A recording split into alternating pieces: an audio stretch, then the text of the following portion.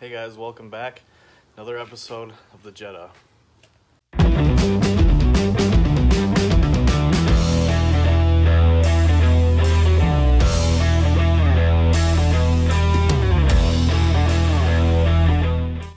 On today's episode, we're gonna do the wheel spacers that came in today, and we're gonna do the LED lights. I'll show you kind of what I got over here for these lights. So this is what it is. See, it's got the little connector, just a little piece that's gonna fit. It's gonna go right underneath the dash. Part of it's already hooked up right now, so I'll show you guys that. So let's get into it. All right, here's the wheel spacers I got. So, open this up here. Oh, that's sweet. We get a little sticker. That's awesome. Here's the spacers. Now, these ones, what they do is they connect to the hub, and then the rim of the car hooks up to this. So they're not flopping around. These ones, not this brand per se, but this style of spacer, I would recommend putting in, any car or truck you want to widen out the wheels. They should only give us about an inch. It's just enough to come up to probably right underneath here a little bit, which will make the car look a little bit better. These are purely for looks for this car. It will give some handling, but not enough to, just get these for handling. If you're gonna do that, might as well get a whole new setup for handling. So yeah, we're gonna take off the tires and I'll show you how to bolt these on. All right, so the cool thing about these is these bolts go into here and attach to your hub right there. And then your existing lug nuts right here fit right into there. This is why I recommend this style.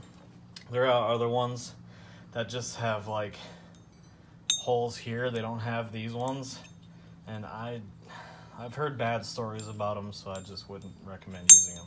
But the other cool part is this fits in this factory tool here that came with the car, so we don't have to mess around with finding a socket to fit on there. So I'll get those put on, and yeah.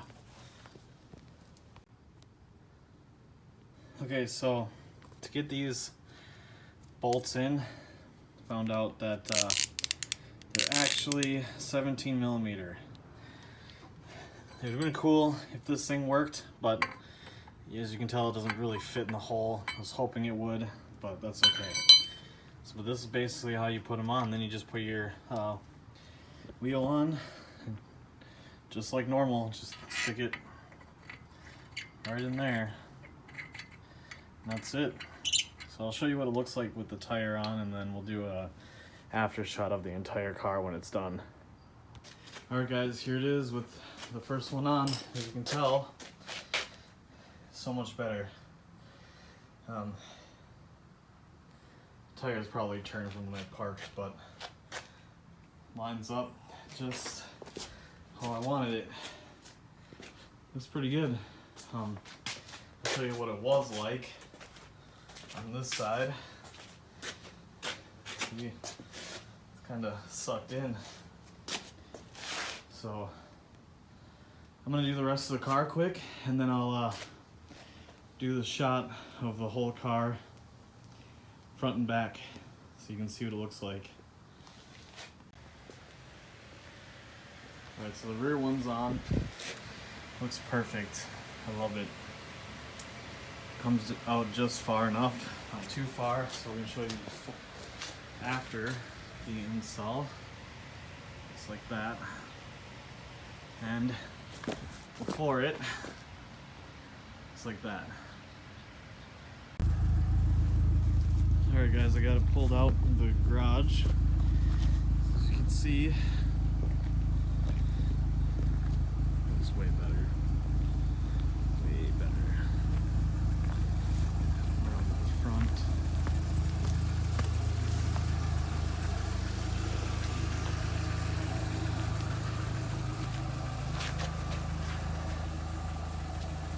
It's starting to come together. I also got new hood pins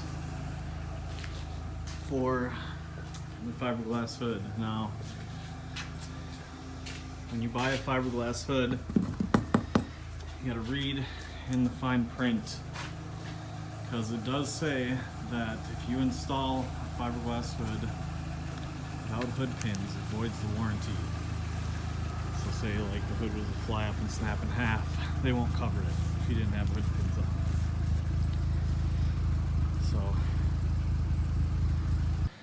alright guys, that's gonna do it for this episode. I decided to leave the LED lights for a whole nother episode. I gotta do a little bit more digging around to see the best possible way to hook up LEDs without using a cigarette lighter.